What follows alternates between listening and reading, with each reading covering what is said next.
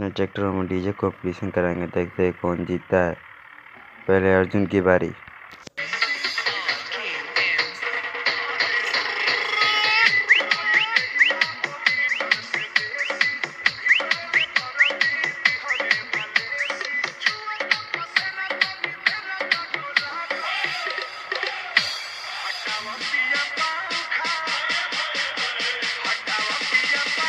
अब हमारे स्वराज की बारी।